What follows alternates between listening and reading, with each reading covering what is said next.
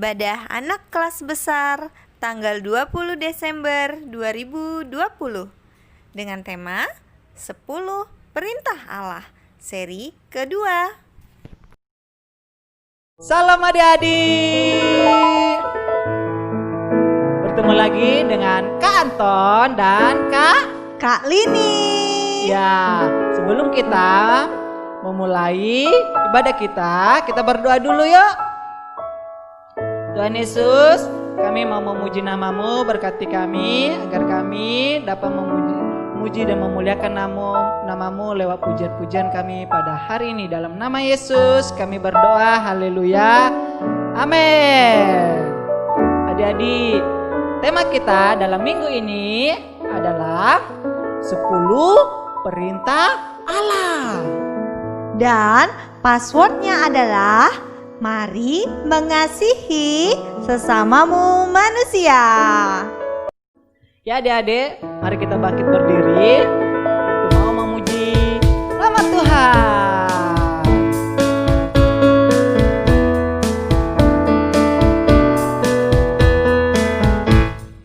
10 perintah Tuhan dalam loh batu diberikan Tuhan kepada Musa. Musa membawa dari gunung Sinai, disampaikannya pada bangsa Israel. Akulah Tuhan Allahmu, jangan menyembah berhala. Hormati nama Tuhanmu, kuduskanlah hari Sabat. Hormati papa mamamu, jangan membunuh, berzina, mencuri, berdusta, dan ingin hak orang. Ya, mari adik-adik silakan duduk. Kita mau menyembah Tuhan yuk. Untuk kita mau mendengarkan firman Tuhan.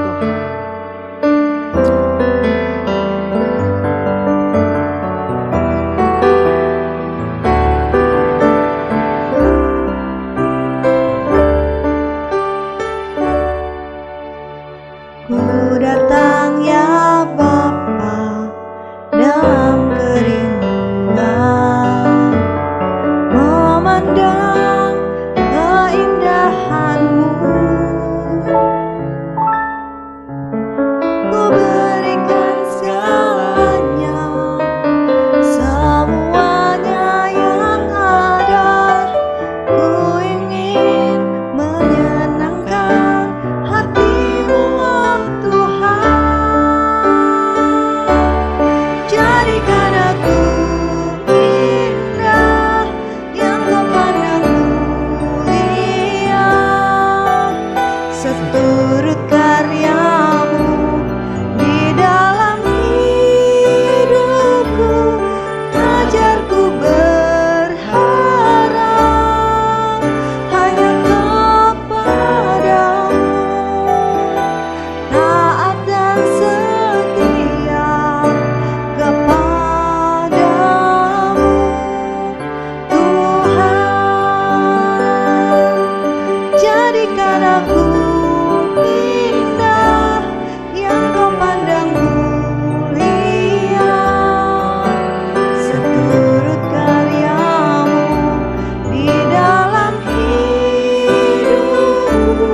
Ajarku berharap hanya kepadamu, taat dan setia kepadamu, Tuhan.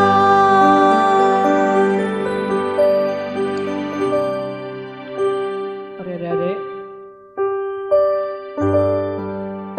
kita akan mendengarkan firman Tuhan. Siapkan hatimu.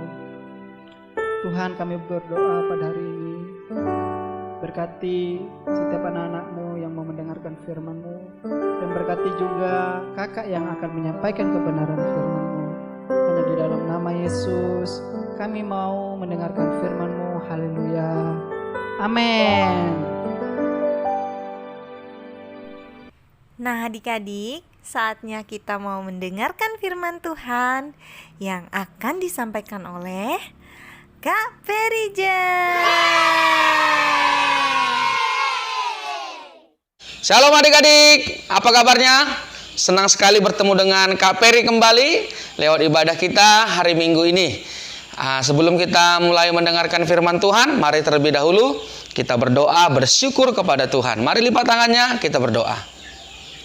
Terima kasih Tuhan, kami mengucap syukur kepadamu sebab hari ini kami boleh beribadah dengan baik, kami dalam keadaan sehat dan luar biasa oleh karena perlindungan Tuhan.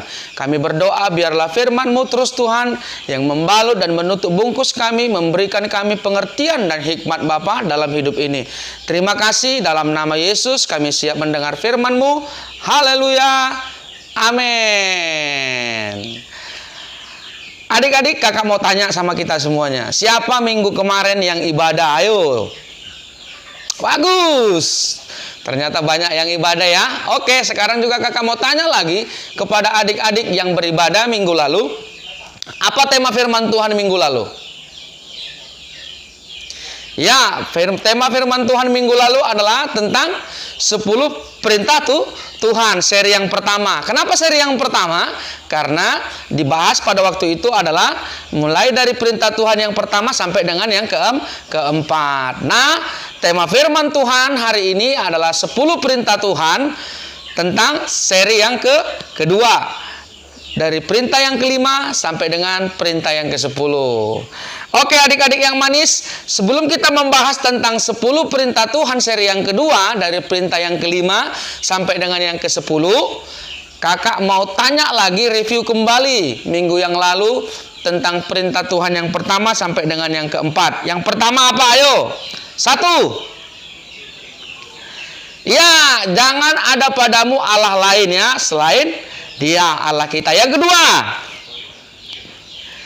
iya. Yang ketiga, jangan menyebut nama Tuhan sembarangan ya. Yang terakhir adik-adik, yang keempat, ingat dan kuduskanlah hari Sabat. Iya, hari Sabat ini berbicara ketika kamu datang beribadah kepada Tuhan. Hari Minggu ada kegiatan yang lain, kamu tinggalkan, kamu datang beribadah. Oke, sekarang kita mau bahas perintah Tuhan adik-adik yang kelima sampai dengan yang ke-10. Yang kelima sampai dengan yang ke-10, ini perintah Tuhan difokuskan kepada sesama kita manusia. Tadi perintah Tuhan yang pertama sampai dengan keempat itu bertujuan kepada Tuhan. Itu fokusnya kepada Tuhan.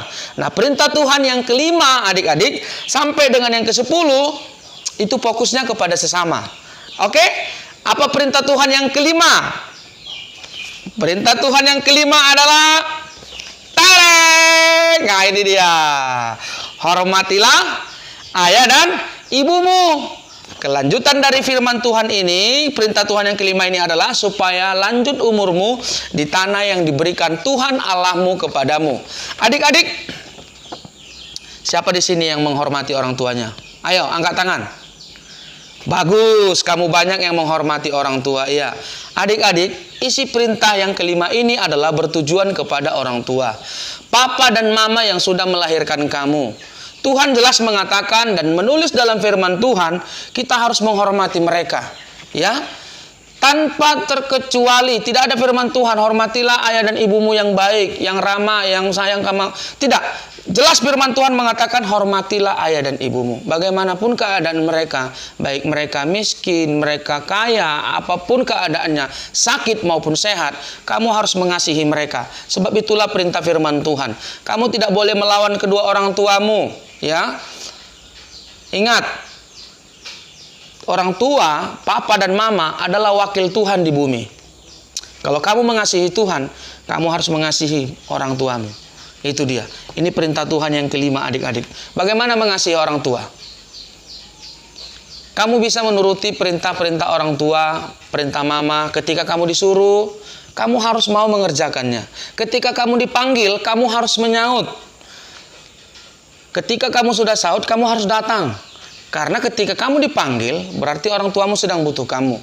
Tandanya kamu mengasihi dan menghormati orang tua, kamu pasti taat dan tunduk kepada orang tuamu, menghormati mereka. Ingat adik-adik, kamu tidak boleh membentak, kamu tidak boleh marah kepada orang tuamu.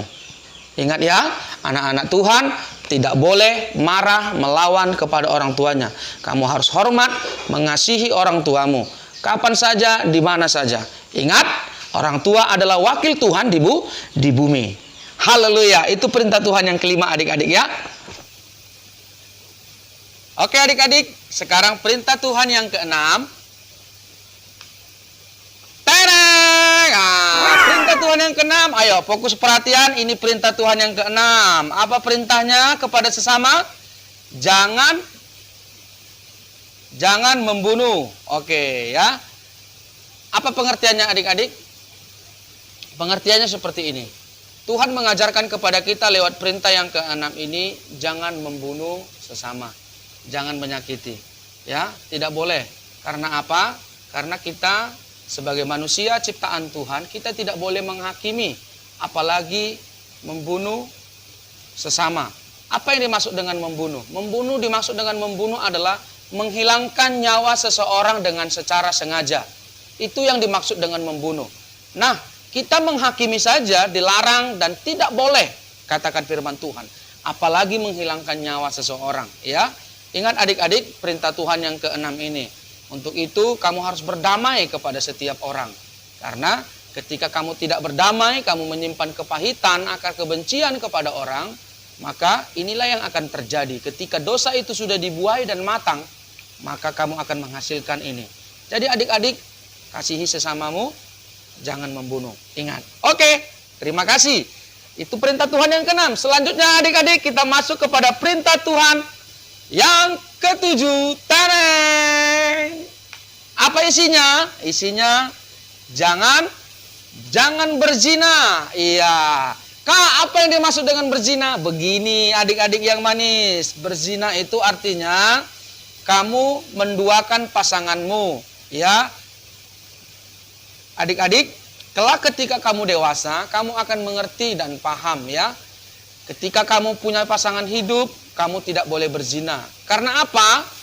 Karena dosa berzina itu adalah kamu menduakan. Termasuk juga di dalamnya ketika kamu mendoakan pasanganmu, di sana kamu sedang menduakan Tuhan. Itu sebabnya dikatakan tidak boleh berzina. Ingat, tidak boleh berzina. Itu sebabnya kita harus menjadi orang-orang yang setia di hadapan Tuhan. Ketika kamu setia dengan pasanganmu kelak, ketika kamu nanti sudah dewasa, pasti kamu juga akan setia kepada Tuhan. Tapi mulailah belajar adik-adik setia kepada Tuhan. Jangan menduakan Tuhan. Ya, dosa perzinahan ini kapan bisa terjadi? Dosa perzinahan terjadi bisa lewat pikiran. Kamu memikirkan hal-hal yang negatif dalam hidupmu. Dosa perzinahan juga bisa terjadi lewat mata, penglihatan. Dosa perzinahan juga bisa terjadi lewat perbuatan. Ya, adik-adik, ingat, kita harus jadi orang-orang yang setia sebagai anak-anak yang dikasihi Tuhan. Haleluya. Oke, kakak lanjut. Adik-adik, perintah Tuhan yang ke-8.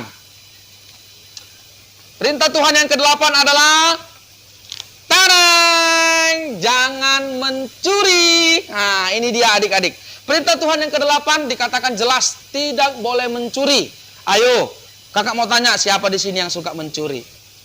Mencuri uang mama, mencuri mainan teman di sekolah, mungkin pensil, pena, atau apa saja. Adik-adik, kakak percaya kamu anak-anak yang manis, anak-anak yang baik di hadapan Tuhan. Kamu pasti mau melakukan firman Tuhan. Nah, ingat, perintah Tuhan yang ke-8 untuk sesama kita manusia, kita tidak boleh mencuri katanya. Artinya apa? Kamu tidak boleh mengambil barang milik orang lain tanpa sepengetahuan orang itu. Ya, kamu ketika kamu mengambil barang seseorang tanpa sepengetahuan yang pemiliknya, tanpa sepengetahuan yang punya, di sana kamu sudah disebut sebagai pencuri. Ingat, jikalau kamu butuh sesuatu kepada seseorang, kamu harus pinjam dan ngomong kepada yang punya, pemiliknya. Kamu harus datangi. Anak-anak Tuhan itu harus berani. Ya, tidak boleh mencuri, tidak boleh melakukan hal-hal yang tidak benar. Oke, paham adik-adik ya? Jangan mencuri. Ingat, sekalipun itu milik orang tua di rumah, kalaupun itu milik adikmu, jangan kamu merasa, oh ini kan punya adik saya, kamu pakai diam-diam. Itu juga nggak boleh. Milik kakak, milik adik, kamu harus permisi. Apalagi juga punya orang tua, baik itu uang orang tua. Ya, apa-apa kamu harus permisi. Itulah anak Tuhan. Kecuali itu milik pribadi kamu. Tetapi selain itu tidak milik pribadi kamu nggak boleh. ambil secara diam-diam. Kamu harus permisi, apalagi milik orang lain. Amin. Haleluya. Paham adik-adik ya? Kita lanjutkan. Perintah Tuhan yang ke-9. Perintah Tuhan yang ke-9 adalah tarang. Nah, ini dia. Jangan mengucapkan apa? Saksi dusta kepada sesama. Apa pengertiannya mengucapkan saksi dusta kepada sesama? Coba ayo. Wah, pintar-pintar sekali. Ya, begini adik-adik, kakak mau jelaskan. Mengucapkan saksi dusta itu kepada sesama adalah kamu mengucapkan hal-hal yang tidak benar. Ya, tidak boleh mengucapkan hal-hal yang tidak benar, yang tidak sesuai dengan kenyataan. Ketika kamu berkata kepada seseorang, berkatalah dengan benar, sesuai dengan apa yang terjadi. Ya, kamu tidak boleh mengucapkan saksi dusta. Saksi dusta itu bisa jadinya kamu berbohong kepada orang. Ya, itu namanya berbohong. Kamu tidak boleh mengucapkan hal-hal yang tidak benar. Contohnya apa? Kakak kasih satu contoh. Ketika kamu telat ke sekolah, lantas guru kamu memanggil dan guru bertanya, kenapa kamu telat? Kamu harus berikan keterangan yang benar, tidak boleh bersaksi dusta. Kalau kamu telat ke sekolah karena kamu terlambat bangun, anak Tuhan harus jujur. Iya bu, saya terlambat bangun. Itu dia. Sekalipun kamu harus menerima hukuman karena kejujuranmu, itu jauh lebih baik daripada kamu berbohong kepada guru. Contohnya apa? Kamu bilang, oh ya bu, macet di jalan bu. Padahal tidak. Kamu karena telat bangun. Kamu katakan kepada guru, karena di jalan macet. Itulah yang disebut dengan saksi dusta. Kamu berbohong. Nah, baik juga kepada orang tua, kepada teman, kepada sesama. Ingat adik-adik, jangan bersaksi dusta, jangan berbohong. Ucapkan apa adanya.